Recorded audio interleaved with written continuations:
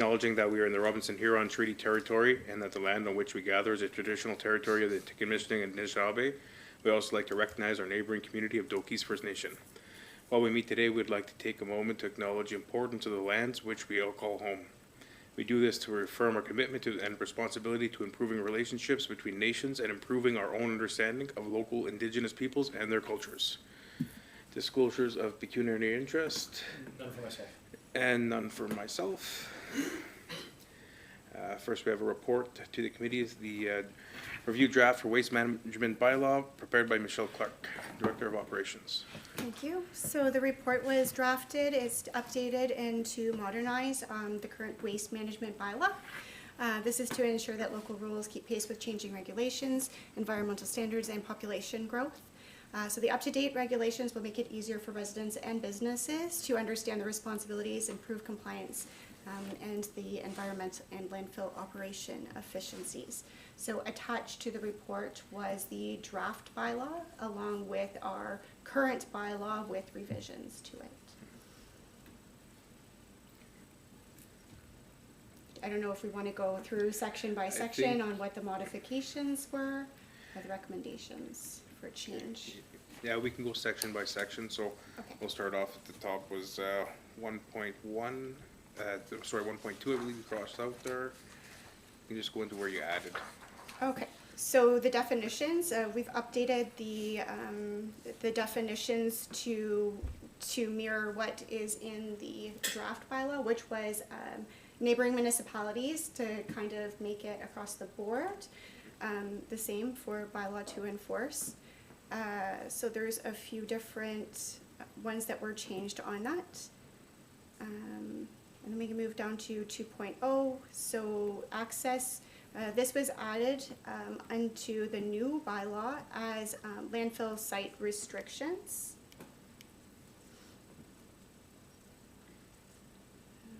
Collection schedule was updated to reflect the new provincial legislation to state that we're no longer doing recycling, but it's still a service that is offered within the municipality.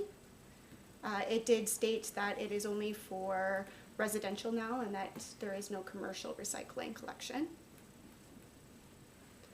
Our limits, so our 2-bag limits for residential and 6 bags for business is the same.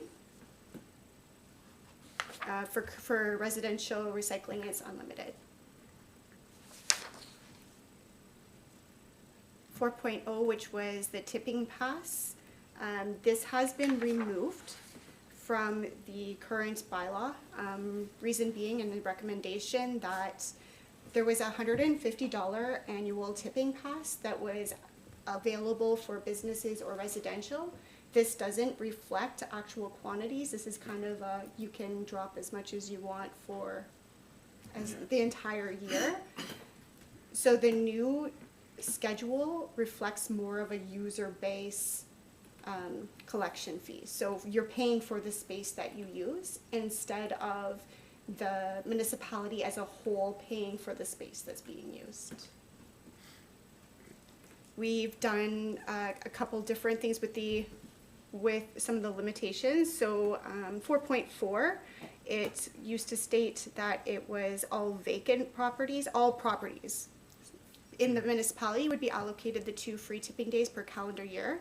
And then there was set out some limitations. The thought behind this of changing it just to residential and commercial is if there's a structure on the land, then it's generating waste.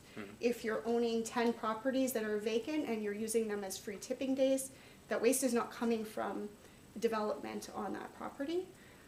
So there should be a fee for that. But anything that has a structure and is considered residential or commercial would still get the free tipping days with the limitations of the 4 pickup truck loads or the 2 trailers. We left the garbage tags the same for the fees. But you wrote under fee schedule, or is that being crossed out? Sorry. So the tipping fees is in the new draft, I believe, as Schedule D.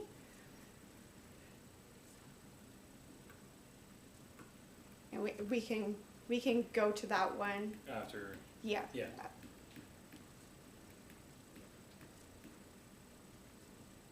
Yeah, so on this one, you'd see that we've just updated qualifying electronics, yearly passes for businesses, yearly pass for trailer parks. So all of that would be a user base. Same with construction pass, they would pay for that as paying per yard for their construction waste, 20-yard bin, 40-yard bin, however it's brought in. It'll be easier for the landfill attendant to be able to determine what their actual fees are. Yeah, cause before if it was, the pass was only for residential materials, but it's like if, it's hard to regulate that, oh, they're bringing a bunch of 2x4s and nails in, Right. or, like, or shingles, or, like, And in the past, before we did the chipping program, it was all burnt. So Yeah. there wasn't really a fee for us to do that, but now that we're grinding the materials, there is a fee to grind it. So there should be a user fee to kind of offset that. We're not just burning it and having a staff stand there. The landfill hours kept the same. And then all of the schedules that have been updated into the new draft bylaw. So I'm going through the new draft. Everything is just outlined more in the definitions of what hazardous waste is, what a landfill site is, curbside collections, so that you know how they're supposed to set their waste out to be collected, what they should not be doing. Okay, so one item in this is that we would be asking for a curbside box and not using an appliance for holding waste. No more freezers? Yeah, these are a bit of an issue with them setting, and a setback limit, so the size of your box that you can put at to hold your waste and then where it is to be allocated. It becomes a little bit of an issue when we're pushing banks back or clearing roads. So. But how does that fall with the waste collection contractor? Because I believe we've had instances in the past where we had residents were calling in, their waste wasn't getting picked up because the contractor said that their box was too far from the road. Right. So we'd have to, So it'll be a conversation. I mean, the setback limit is not in here yet. That can be a conversation with the contractor to see what they want. But but also what works Considering what for we the need, yeah. what works for the municipality. okay.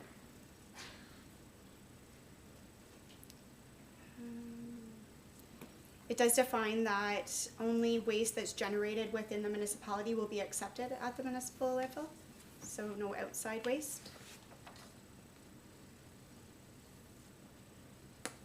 It gives the right to the landfill operator to inspect the waste to ensure that there's nothing hazardous that's coming in within the materials.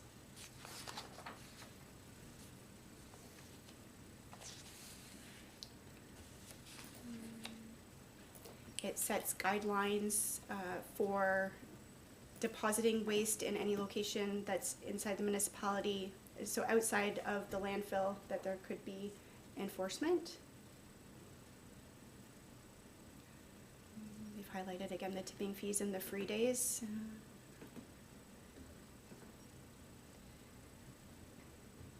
And then going through, I'm going to skip to the user fees schedule.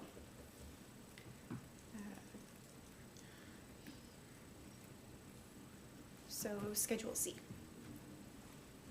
So some of these items were left the same. Tires, we don't have a cost for them to be picked up to divert them, so we'll accept them. White goods, fridges and freezers, we've accepted them with, in our current bylaw, it states that they are free from Freon. There's been kind of a gray area on that because they should be tagged for us to know, and some people will be like, oh, well, the condenser's not in it, so we're just going to leave it here, but where's the condenser? Then there's just, we would like to see at the landfill that when it comes in is either tagged, that has been removed, or that we charge a fee because we have to do it before it gets picked up. So that fee goes anywhere from $35 to $50 to have a contractor come in, and we would allow for a certain quantity for it to make it worth the while for the contractor to come in to decommission them. But we would only be charging the residents $25 to bring them in, so it's not like a large sum of money that we're gonna end up seeing these in our ditches. But on that topic, I don't see putting a fee there as being a big deal, because we do have a lot of people locally that like to run and pick those appliances up and bring them to a scrapyard in Sudbury, or so I don't think I don't see an issue with putting a fee to that. I was like, was it supposed to be refrigerators there? Refrigerants. refrigerants. Refrigerants, but yeah, Refrigerants. yeah. Yeah, because if the condenser's not in the appliance, it's probably in the black bag that they also brought with their appliance to the yeah. dump. So, yeah. We kept the same fee for garbage bags, household only, so $3 a bag, and below that you could buy more bag tags if you want to. Electronics, we divert them free. I did include a commercial recycling per cubic yard, which is another conversation if we're going to move forward with getting a bin at the landfill. So the $20 per yard was, that amount was calculated with the quote that I had received from Waste Management for the tipping of a 40-yard bin. Actually, the calculation comes to, and is an approximate, saying we could hold anywhere from 2.7 tons to 3.7 tons, depending on how the material is set inside the bin. So $20 was kind of, right in the middle. I was looking anywhere from $20 to $27, where the municipality would offset that cost because we do bring facility recycling into the landfill. And then the construction and bulky and demolition waste is a little bit more defined and easier for the operator to distinguish what the load is.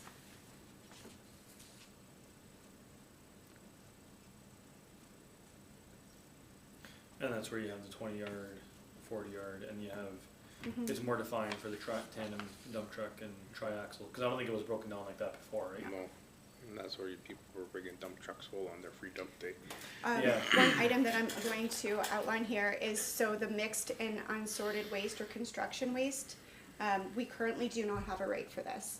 So one of the issues that our operator would find is we would have some individuals come in with their trailer and they would divert their electronics, their wood waste, and then put their waste into the tipping phase. And then we would have someone come in with a trailer full of mixed material, and they're just dumping it right beside the person that just took all this time. And they're like, well, why can't we dump this? There's nothing that says that we can't. So it kind of defeats the purpose. So if they're dumping it, they're taking the space up, they should be paying an extra fee per yard. This recommendation. I don't disagree with that. We were discussing, like, as far as the recycling goes for the commercial, or having the bin at the landfill. That was the most cost-effective way of conducting this, right? Offering recycling to businesses was by having the bin at the landfill.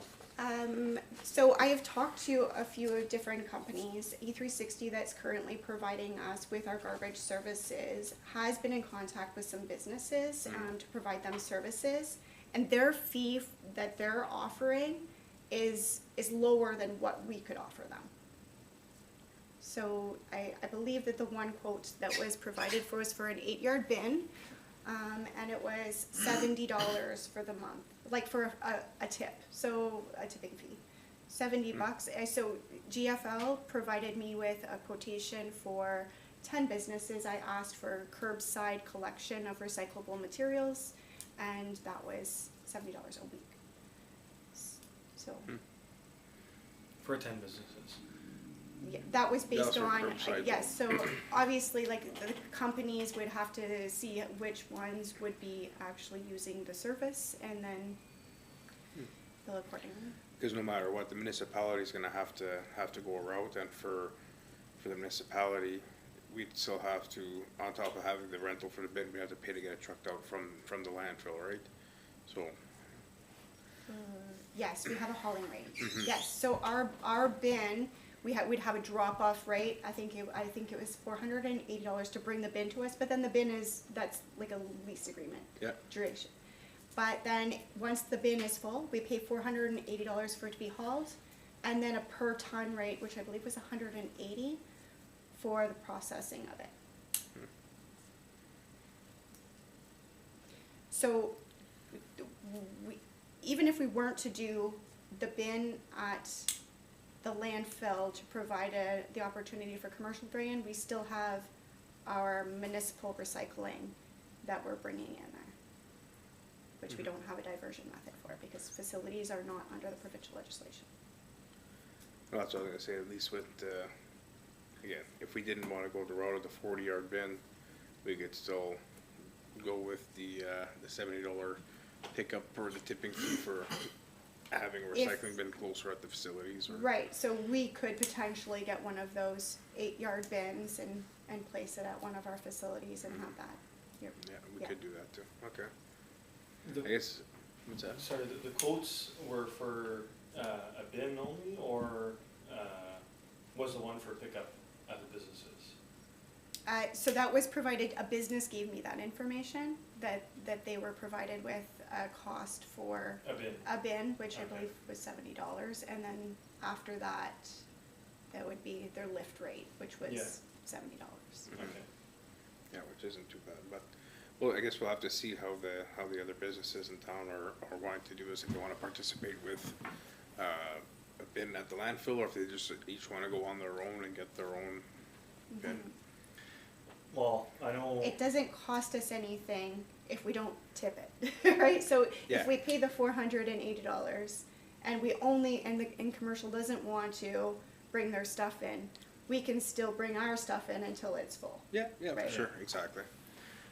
yeah, I know, like, I mean, I frequent there often enough, I guess, the LCBO, I know the concern with, a bin just at the landfill, they don't have somebody, or they don't wanna have somebody bring it there, Right. cause they're not really equipped for that.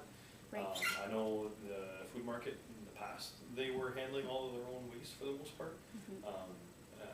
I think recycling for the most part's been getting picked up from there, in recent years, but, So they did have a contract with GFL, okay, yeah, and for but waste or? for recycling, but it was collected with on Same our time. recycling run. Mm, So now they can't commingle, so they can't offer that service Yeah. anymore. So Okay. yeah, they're in the same situation, I guess, as and every other business would be. You'd either have to find a way to get it to the landfill, or Yeah. you get a Do we have a contractor. good report of all, like, the different businesses that would be looking for recycling services, or?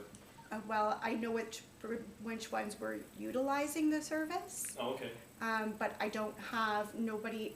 I've had 2 businesses approach me. yeah, Them are the only 2 that has come looking for and reaching out for a solution. and there's probably only. the And I two know that bigger one ones. of those businesses has communicated, reached out to other businesses to try to coordinate services so they could get a good rate. Yeah, I'm just trying to think, if we have a bin, like, it won't be utilized by them as much that we would want to, like, they would just get a bin at their own location probably at that point. So there's one other option, like, if we have our bin at the landfill, right? The only other option I could see is we do have that 5-ton pickup truck, so be it if every, second week or something, we could do a recycling run for the businesses at a fee, I just at wanna least to bring it, or, step back on that for 1 minute. So we did have our last 5-ton. It was actually licensed under the C of A because it is a waste collection vehicle. We would have to apply for a C of A for our current truck to be hauling waste. So we've been kind of doing the run for Mark's Day and Muskie Island. The truck is not a waste collection vehicle.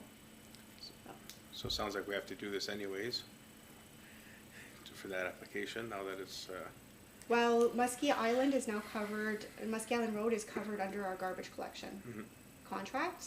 And because we were providing recycling collection in-house, the province needs to find a solution for the recycling, whether that's covering them under the neighboring municipalities' recycling contract or finding another solution for it. Same with our boundary roads. They get curbside collection for garbage, and we were picking up their recycling. The province is required to find a solution for that. So at that point, we are no longer collecting and transporting waste. Okay, thanks for the insight there.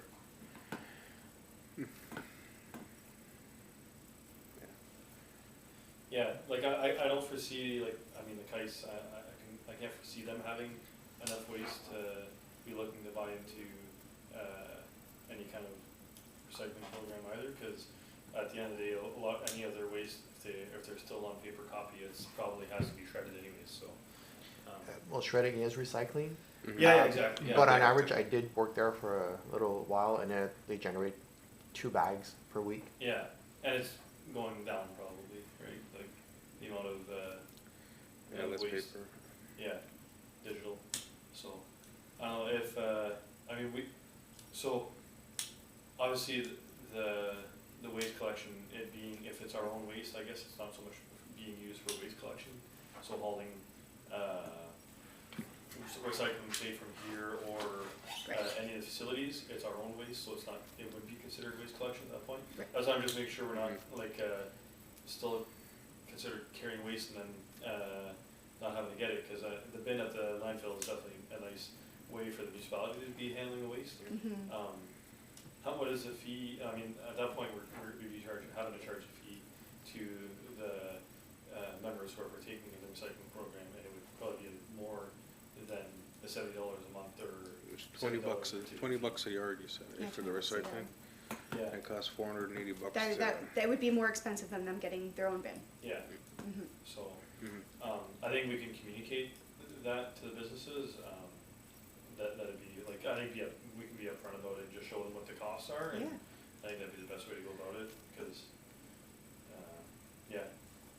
Obviously, there's only 2 businesses that are really looking into it, and that's probably all there really is. It's hard to run a program on, based on that alone, right? If there was maybe 10 or 12 businesses, it'd be different, but. Well, even at the tipping, like, again, this isn't a quote that you got, but if one of the providers said $70 to come and tip the bin, if you have, Smaller bin though, I guess, right, so, 8 yards. but yeah, but still, if you have 3 or 4 or 5 businesses in town that get a bin, you could say, come just bi-weekly or whatever to empty the bin, then maybe you can get a bit of a reduction as because the truck's not coming here for just one run, I yeah, don't know, we'll see, but that'd have to be,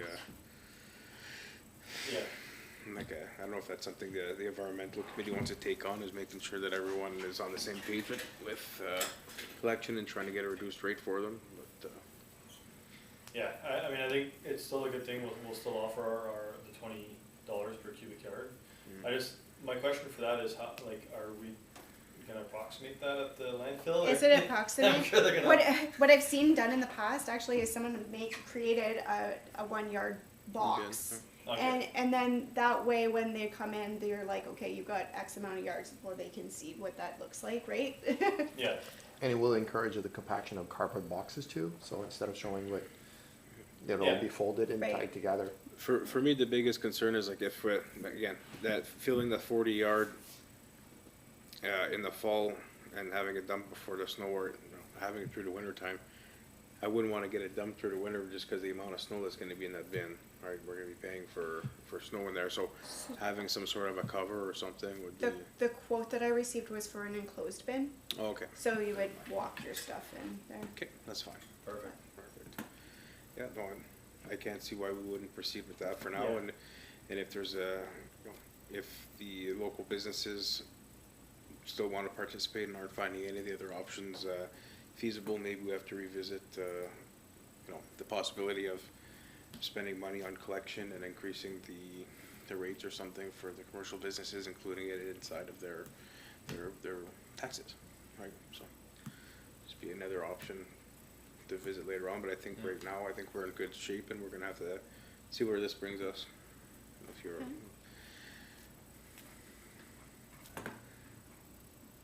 Is there any other recommendations on the language?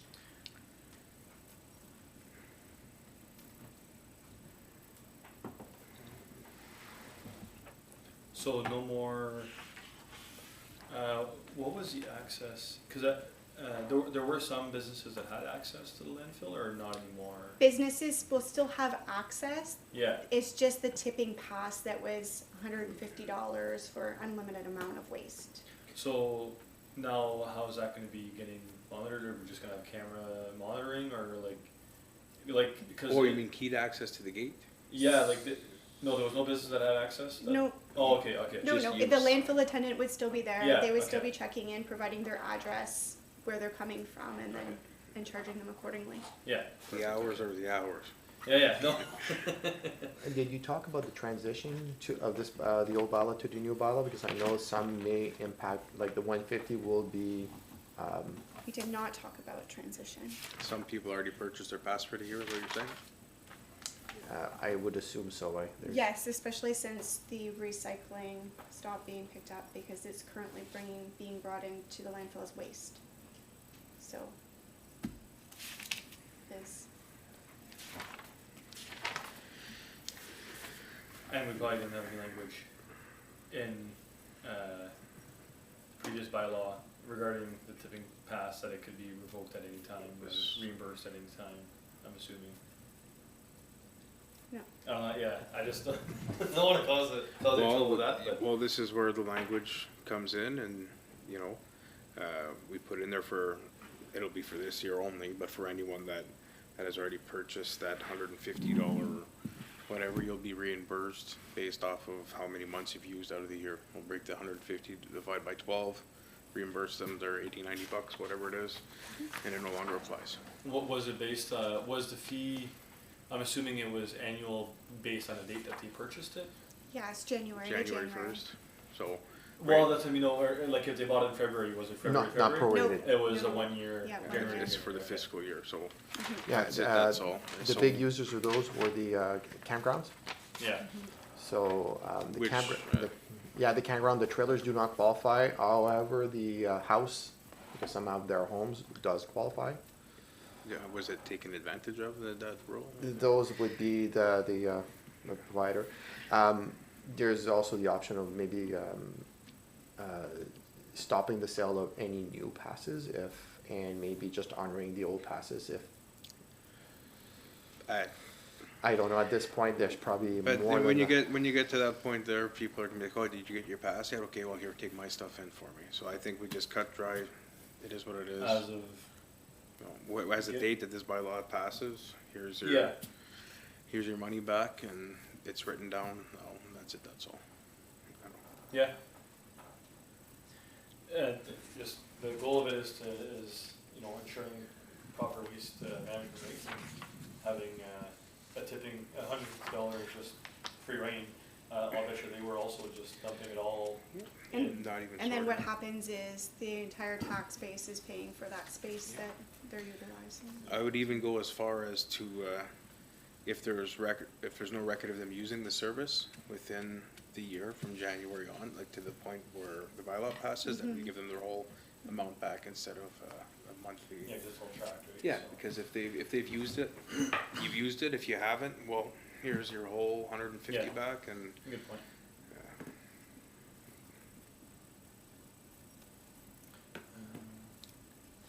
So we're, I know there was, you had mentioned the collection bin, or what the restrictions would be around that?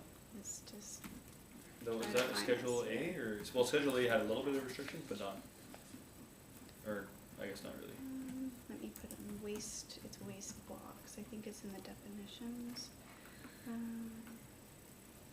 So, oh, it's enforcement, Waste so, container. Schedule D, and it starts at number 7, so it's, you're not allowed to have more than one waste box on a property, you're not allowed to have it soiled, Okay, make sure that it's mean, I believe it might be in the definition. Oh, you're talking about box. having it in a white bin, you mean, like, Well, I just mean like, Okay, so number 1.11, curbside waste box means a fully enclosed box constructed of a sturdy material that is no longer than 2 meters, no taller than 1 meter, and no deeper than 1 meter. Said box must be constructed completely to withstand destructive wildlife and limit smells attracted to wildlife from escaping. Must have a lid, latching system. Said box may not be a refrigerator or other similar repurposed item. So Denny and I actually had a discussion about this too, since there is many within our municipality, and then we're kind of asking individuals that you're no longer allowed to bring them, and they're now going to end up in our landfill, which we have limited space for where our metals is. So we were discussing potentially having like a year grace on getting your refrigerator, right, or your fridge, or whatever you're using, to the landfill, so we're not overloaded over there. And like I said, the gentlemen that run scrap in the municipality would probably be more than happy. Sure, with that, sure. I'd say. I mean, if it's just a recommendation, if you guys. No, I wanna- think that, I'm fine with the grace period. yeah, do we wanna word it right into the bylaw, like from a year of the passing of this bylaw, or? I think that we could just make it as a policy. I don't know. Do Yeah. we need to include that into our bylaw? If the bylaw says you shall pay, you shall pay, so Yeah. you will Okay. have to write it in the bylaw. Would be a sunset clause, would expire. Yeah, at- sunset. Clause. So 1 year from the date.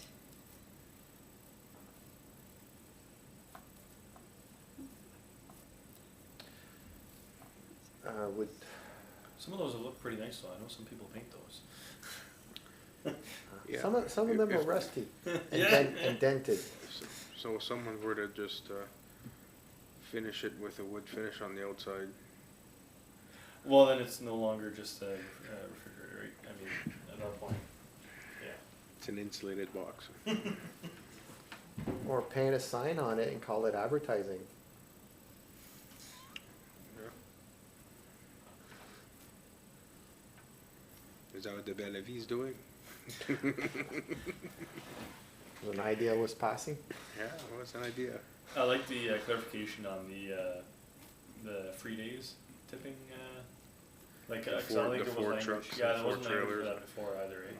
For The, 4 pickup loads, or like the free days? it actually was defined in there. Oh, Yeah, that was the Yeah. last time we revised this, Oh, okay. because it went from unlimited.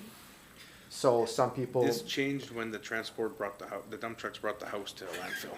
that- We changed it. unfortunately, abuse, there's a reaction to, Yeah, and then the public works have to sit there for an entire day moving this house. And it was exactly it. Yeah. I think that was productive. I think Yeah, we I can guess go so. back with our recommendations to council now, at a regular Okay. meeting, just on, you know, the environmental committee is okay with the changes proposed to the bylaw, and that, we need to go into a little bit of detail on the fees that we're thinking, and, the addition of the 40-yard bin, Okay. and then we're gonna try that for now. And that, I think that should be, enough of a report back, to get a vote. communication with businesses Yeah, is exactly. being done, and I think that's, yeah. And, of course, they're allowed, they can read through the, Yeah. the proposed bylaw, but I think, I'm okay with recommending it as we discussed today, so. Myself too, yeah? Cool. Any other discussion anyone can think of? No? Okay, the meeting is adjourned at 6:35 PM.